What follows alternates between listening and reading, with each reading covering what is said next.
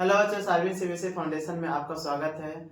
जैसे कि आपको पता है कि हम लोग क्लास 10th के अपकमिंग एग्जामिनेशन को टारगेट करते हुए हम लोग रिवीजन के तौर पर सारे बुक के पहला चैप्टर को हमने कंप्लीट कर लिया है। और आज हिस्ट्री के पहला चैप्टर जिसको हम लोगों ने इनके पहले लेक्चर ऑलरेडी कर चुके हैं और इसके जो है आज दूसरा लेक्चर है, जो कि हिस्ट्री का जो पहला चैप्टर जिसका नाम है the rise of nationalism in Europe. The rise of nationalism in Europe, जिसमें हम लोग आज हम लोग पढ़ेंगे और आज का जो टॉपिक होगा, और ये मेन टॉपिक है इस बुक का, the French revolution and the idea of the nation. Okay, कौन सा टॉपिक है? The French revolution and the idea of the nation. इसके बारे में हम लोग पढ़ेंगे कि आफ्टर फ्रेंच रिवॉल्यूशन होने के बाद से नेशनलिज्म के लिए बहुत सारे जो है आइडियाज उभर कर सामने आती है। लोग जो है इससे काफी ज्यादा प्रभावित होते हैं और ये सारे के सारे लोग एक नेशनलिज्म की ओर शिफ्ट होते हैं। इधर शिफ्ट होते हैं, नेशनलिज्म की ओर शिफ्ट होते हैं। इसी के बारे में हम लोग पढ़ेंगे कि French revolution and idea of the nation, मतलब फ्रेंच रिवॉल्यूशन था क्या और इनके जो है नेशन के प्रति इस फ्रेंच रिवॉल्यूशन से कौन सी आइडिया आया, इसके बारे में हम लोग पढ़ेंगे। हम लोग शुरू करते हैं कि पहला जो पॉइंट है उसको हम जानने की कोशिश करते हैं कि the first clear expression of nationalism कहां से आया। The first clear expression of nationalism ये कहां से आया? पहले जो नेशनलिज्म की जो आइडियोलॉजी थी, ये आइडियोलॉजी कहां से आई, इसको हमने यहाँ जानने की कोशिश करते हैं। तो जो फ्रेंच रिवॉल्यूशन हुआ कब? 1789 को। फ्रेंच रिवॉल्यूशन कब हुआ? 1789 को।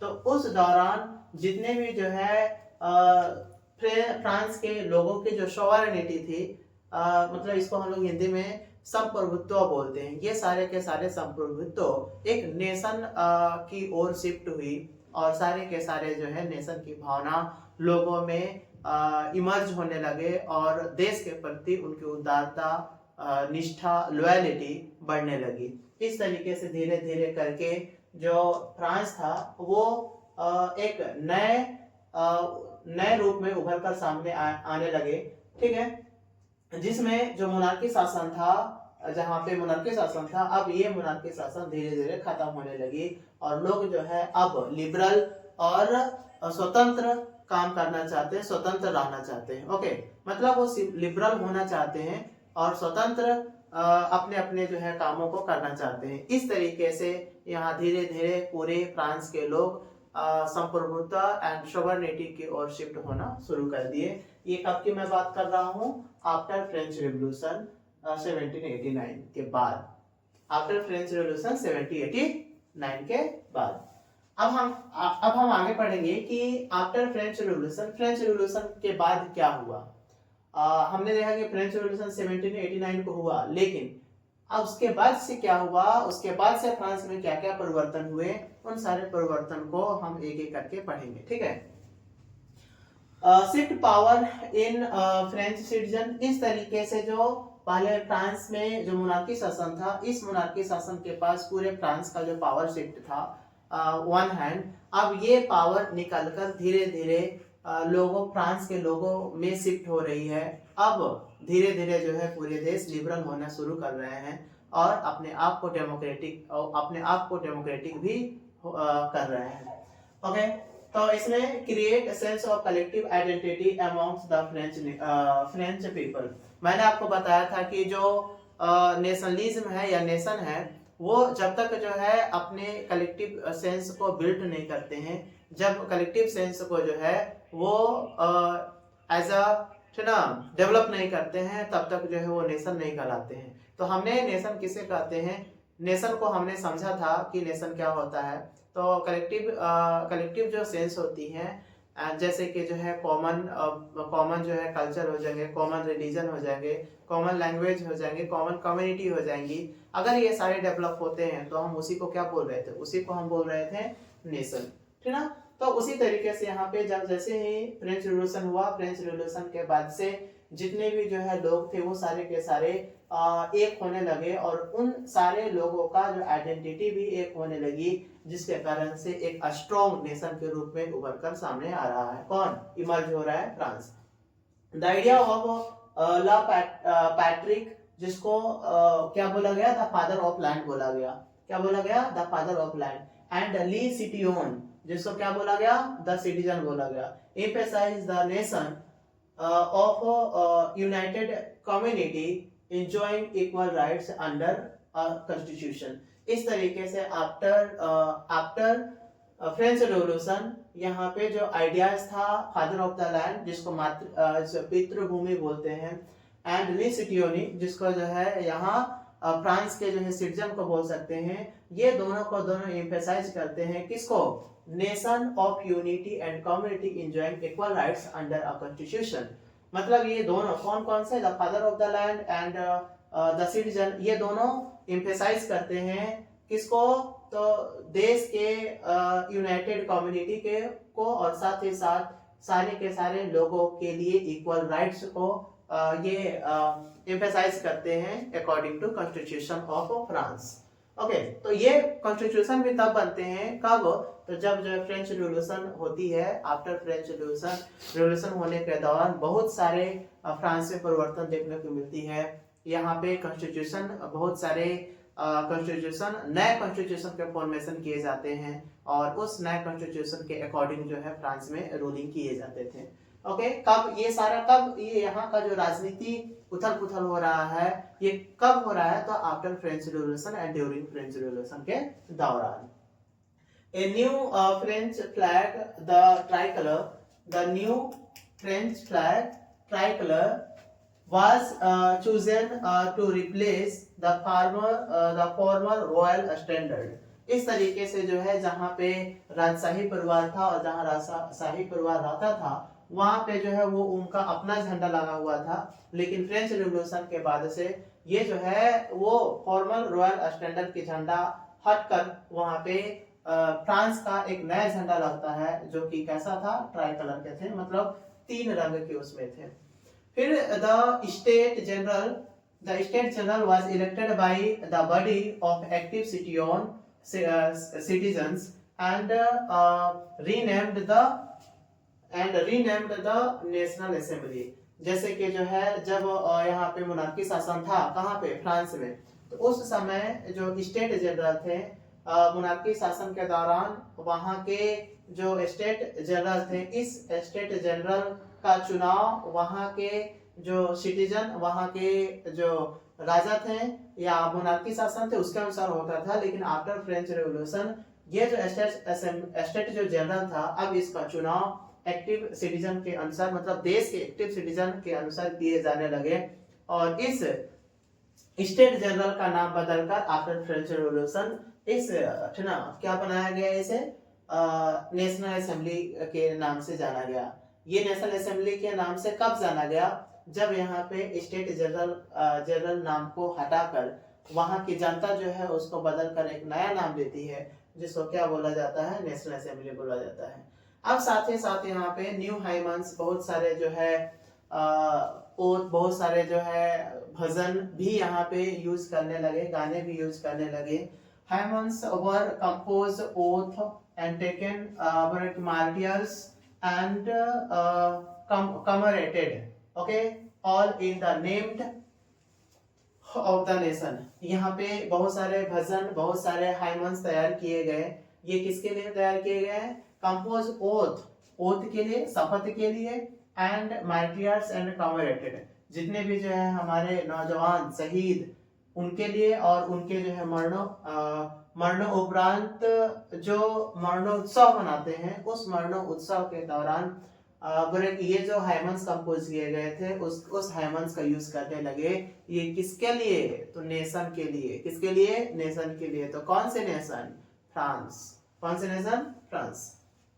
फिर आगे देखेंगे a centralised administrative system was put in place and formulated uniform laws for all citizens within its territories। Means ये हुआ कि जो सेंट्रलाइज्ड जो एडमिनिस्ट्रेशन जो सिस्टम था, ये put in place of formulated uniform. जो पहले जो एडमिनिस्ट्रेशन था, और एडमिनिस्ट्रेशन का जो कमांड था एक आदमी के हाथों में था, और वही जो है पूरे आदमी को जो है लीड करता था। लेकिन जैसे ही जो फ्रेंच रिवॉल्यूशन होती है तो ये पावर डिस्ट्रीब्यूट होना शुरू हो जाती है और सभी लोगों के लिए जो है एक बराबर यूनिफॉर्म लॉ लाया जाता है for all citizen with in its territories. और इस फ्रांस में जितने भी रहने वाले जो लोग हैं उन सारे लोगों के लिए एक समान लॉ लाया गया, यूनिफॉर्म लॉ लाया गया, ताकि जो है उनके साथ किसी भी तरीके की भेदभाव ना हो। इतना ही नहीं, international custom duty and dues were abolished and uniform system of weights and measures was adopted. इतना ही नहीं, यहाँ पे जो आंतरिक जो है जो कर दिए जाते थे, आंतरिक जो सीमा शुल्क दिए जाते थे, इन आंतरिक सीमा शुल्क को भी खत्म किया गया। और साथ ही साथ यूनिफॉर्म सिस्टम लाया गया। किसके लिए? वेट और मेजरमेंट के लिए। किसके लिए? वेट एंड मेजरमेंट के लिए। मतलब इन्हीं का देन था कि हम जो है जितने भी गुड्स हैं उनको एक बेहतर और एक जो है एक लिमिट में, एक सीमित में मेजरमेंट करने के बाद से हम उसको प्रोवाइड करेंगे। तो एक स्टैंडर्ड मेजरमेंट सिस्टम भी उन्होंने लाया। किसने लाया? फ्रांस रिवॉल्यूशन के दौरान आया ये। एंड रीजनल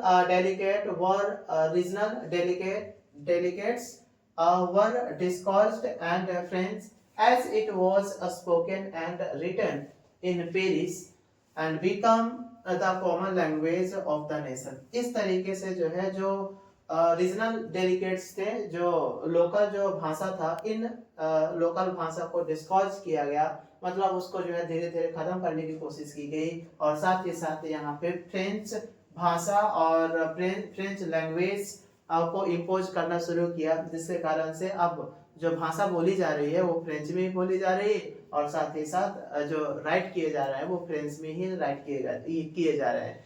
तो यहाँ पे जो है पूरे फ्रांस में फ्रेंच लैंग्वेज को प्रमोट किए गए। पूरे फ्रांस में क्या प्रमोट किए गए? फ्रेंच लैंग्वेज को प्रमोट किए गए, जिसके कारण से फ्रांस का जो कॉमन जो लैंग्वेज बना वो कौन सा बना? फ्रेंच कॉमन या फ्रेंच भाषा बना। कौन सी भाषा बना? फ्रेंच लैंग्वेज बना। अब हम यहाँ पे ओवरऑल देख लिए कि after French revolution what events happened in France. ये सारे के सारे चीजों को हमने बेहतर ढंग से जाना। अब ओवरऑल ये टॉपिक समाप्त होगा, इससे पहले हम लोग इनके आउटकम करेंगे। जैसे कि जो आप देख रहे हैं कि ये जो फ्रेंच रिवॉल्यूशन अभी हमने पढ़ा और जितना भी पढ़ा इसी का जो है समराइज फॉर्म है, इसी का जो है परिणाम है, आउटकम है, रिजल्ट बोल सकते हैं, outcome of the French revolution. इसमें हम जानने की कोशिश करेंगे कि the revolutionaries further declare that it was the mission and the destiny of the French nation to liberate the people of Europe from despotism। मतलब ये है कि जितने भी जो है रिवोल्यूशनरीज हैं, ये सारे के सारे रिवोल्यूशनरीज अपने आप को डिक्लेयर कर रहे हैं was the mission of the destiny of the French nation to liberate. और इस तरीके से जो है फ्रेंच नेशन को लिबरेट बनाने के लिए, फ्रांस नेशन को एक स्वतंत्र नेशन बनाने के लिए और डिस्पोटिज्म मतलब जो है तानाशाह को खत्म करने के लिए उन्होंने काफी ज्यादा प्रयास किया और एट लास्ट में ये सफल रहे। और इस तरीके से जो है यहाँ पे ये टॉपिक समाप्त होते हैं। सॉरी, ये आफ्टर फ्रेंच रिवॉल्यूशन समाप्त होते हैं, लेकिन outcome of the French revolution के कुछ पॉइंट और भी बचे हुए हैं। इसके नेक्स्ट स्लाइड में हम लोग करेंगे। पिछले स्लाइड में हमने outcome of the French revolution छोड़ा था और वहां से हम लोग कुछ पॉइंट बचा हुआ था, उस पॉइंट को हम लोग जो है आगे करेंगे। ठीक है, तो आगे हम लोग आते हैं। Help the people of Europe to become nation. इस तरीके से यहाँ पे जो है जो जितने भी लोग थे वो सारे के सारे लोग एक दूसरे को मदद करने लगे और धीरे धीरे जो है यूरोप एक नेशन के रूप में जो है बदलने लगा। धीरे धीरे जो यूरोप किस रूप में आया? एक नेशन के रूप में बना। फिर फ्रेंच रिवॉल्यूशन, जैसे जो फ्रेंच रिवॉल्यूशन का प्रभाव जब पूरे यूरोप में फैलने लगा तो उस समय क्या हुआ? तो जो जैकोबिक क्लब था उस समय काफी ज्यादा चर्चे में रहा। जो जैकोबिक क्लब जो है पॉलिटिकल ग्रुप एंड आर्मीज था, ठीक ना? क्या था? जैकोबिक क्लब जो कि एक पॉलिटिकल ग्रुप था और एक जो है आर्मी था और एक ट्रूप था ये, ठीक है। तो उस समय फ्रेंच रिवॉल्यूशन में इसका भी रोल रहा। फिर आगे देखें कि the French armies which moved into Holland, Belgium, Switzerland and much of Italy in the 19th century. इस तरीके से जो है जितने भी जो फ्रेंच आर्मीज थी, ये सारे के सारे फ्रेंच आर्मीज अलग अलग जगहों पे उन्होंने गई और उसको जो है वहां पे उन्होंने लिबरल बनाया। जैसे कि जो है हॉलैंड गया, फिर बेल्जियम आया, फिर स्विट्जरलैंड आया, फिर उसके बाद से इटली गया। इस तरीके से जो है फ्रेंच आर्मीज 1970 सेंचुरी के दौरान जो है अलग अलग जो है देशों में फ्रेंच आर्मी तैनात था। आउटब्रेक ऑफ इनका काम था, फ्रेंच आर्मी का जो काम था कि outbreak of revolutionary wars, the French armies began to carry the idea of nationalism abroad. Okay, इसका जो है जो फ्रेंच आर्मीज का जो मेन काम था कि जब कहीं भी पूरे यूरोप में अगर जो है किसी भी तरीके के रिवोल्यूशनरी वार जब बनती है तो उस रिवोल्यूशनरी वार को वह ब्रेकआउट करने का काम कर रहा था। उसको वो क्या करने का काम कर रहा था, वो ब्रेकआउट करने का काम कर रहा था, जो कि अगर उनके जो है विचारधारा अगर नेशनलिज्म हो तो। फिर ब्रेकआउट का मतलब तोड़ने का काम कर रहा था। फिर जो है इसके बाद एंट्री होती है नेपोलियन की फ्रांस में, और धीरे धीरे ये यूरोप के जो है बहुत सारे देशों में इनकी प्रभाव देखने को मिला। आगे हम देखें कि Napoleon set out introducing many of the reforms and that he had already introduced in France. Okay, कहने का मतलब है कि नेपोलियन का एंट्री जैसे ही जो है यहाँ फ्रांस में होता है तो इन्होंने बहुत सारे रिफॉर्म किए, बहुत सारे जो है उन्होंने सुधार भी किया। इस तरीके से जो है यहाँ पे फ्रांस में अपना इंट्रोड्यूस किया, जिसके कारण से लोग जो है अब नेपोलियन को काफी बेहतर और अपने जो है गॉड समझने लगे, ठीक है। फिर through return to monarchy, Napoleon had no doubt and destroyed democracy in France, but in the administrative field he had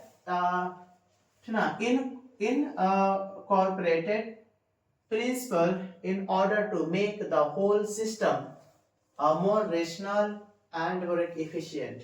इससे पहले जो जब से ही जो है यहाँ पे जो नेपोलियन ने काफी काम किए, किसके लिए, फ्रांस के लिए, लेकिन इसमें किसी भी तरीके की डाउट नहीं था कि उनके बाद, किसके बाद, जैसे ही जो है फ्रेंच रेवोल्यूशन और लोगों में जब ये पॉपुलर हो जाएंगे, वैसे ही उसके बाद से जो है मोनार्की जो रूल था उसको दोबारा वापस फ्रांस में लाएंगे, है ना। ये मतलब इसमें कोई डाउट नहीं था, जिसके कारण से जो है उन्होंने इसी दौरान जो है बहुत सारे जो डेमोक्रेसी था उसको उन्होंने डिस्ट्रॉय भी करेगा in France, but in the administrative, लेकिन जो उनके जो एडमिनिस्ट्रेटिव था, लेकिन उनका जो प्रशासन था, जो कि प्रशासन के फील्ड में ये काफी इनकॉर्पोरेटेड प्रिंसिपल उन्होंने लाया और पूरे सिस्टम को उन्होंने क्या बनाया, रेशनल बनाया। पूरे सिस्टम को उन्होंने क्या बनाया, रेशनल बनाया और काफी ज्यादा एफिशिएंट और महत्वाकांक्षी बनाया। इसी दौरान उन्होंने सिविल कोड लाया, जिसको जो है नेपोलियन सिविल कोड भी बोला गया, जिसके कारण जिसे नेपोलियनिक कोड भी बोला गया। क्या बोला गया, नेपोलियनिक कोड बोला गया, जो कि 1804 में उन्होंने लाया। और इस सिविल कोड या नेपोलियनिक कोड के माध्यम से लोगों में या डेमोक्रेसी में बहुत सारे उन्होंने फैसिलिटीज प्रोवाइड की। आगे पढ़ते हैं कि did way with or provide privilege based on birth, established equality before law and secured the right property.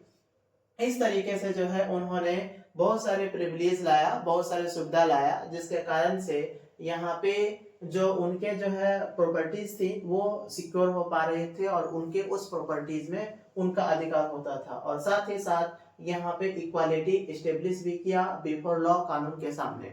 इससे पहले जो है मोनार्की शासन जब फ्रांस में था तो यहाँ पे इक्वालिटी नहीं था कानून के सामने before and birth establish equality before law.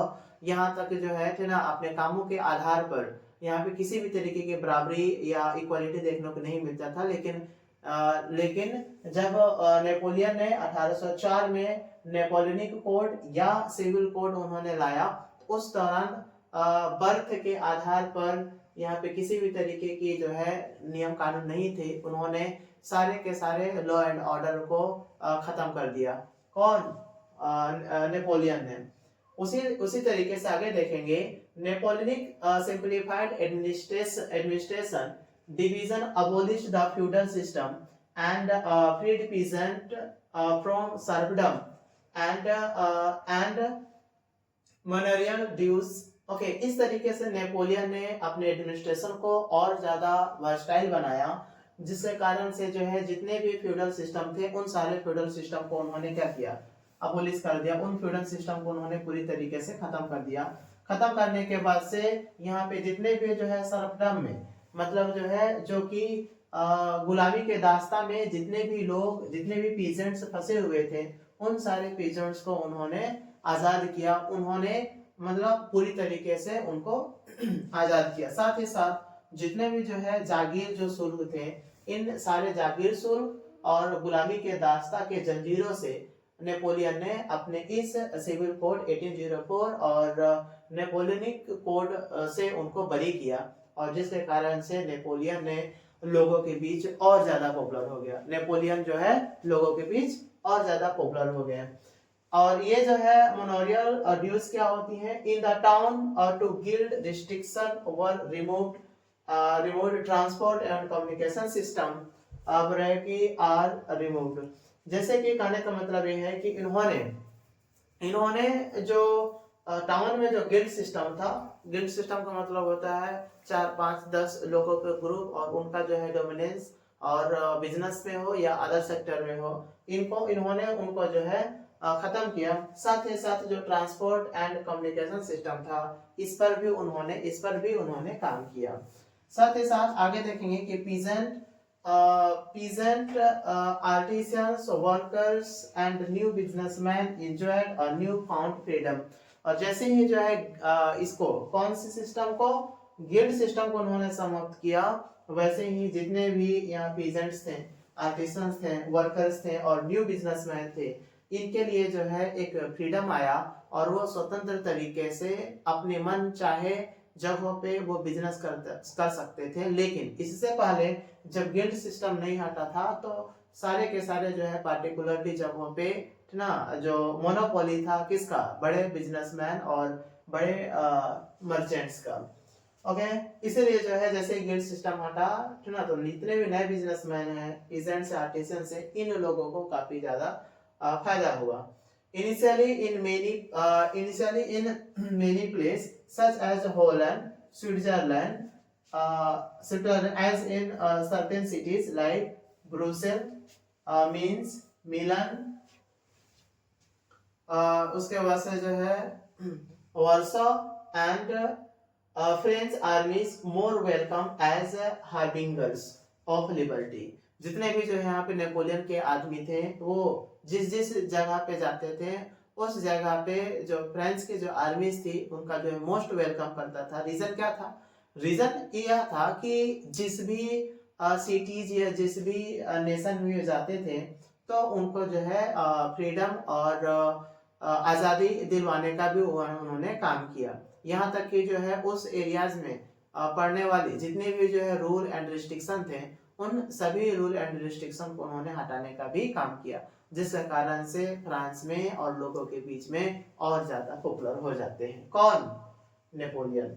फिर बट इनिशियल, लेकिन यहाँ पे कुछ शहर हैं जैसे कि ब्रुसेल हो गए, मिंज हो गए, मिलन हो गए, उसके बाद से वार्सा हो गया, ये सारे के सारे फ्रेंच आर्मीज, ये जो हार्बिंगर्स थे, हार्बिंगर्स जिसको अग्रदूत को बोला गया, ये लिबर्टी वाले अग्रदूत थे। मतलब जहाँ पे जाते थे वहां पे उनको रिपब्लिक, सोशल रिपब्लिक और लिबर्टी और इक्वालिटी एस्टेब्लिश करते ही करते थे, जिसके कारण से बहुत सारे लोग जो है उनको गार्लैंड लेकर, फ्लावर्स के गार्लैंड को लेकर उनका स्वागत करने के लिए इंतजार करते थे। रीजन ये था क्योंकि बस एक उम्मीद थी कि नेपोलियन आएगा और हम लोगों को आज़ाद कराएगा। ये उम्मीद पे जो है वो लोग माला लेकर उनका स्वागत करते थे।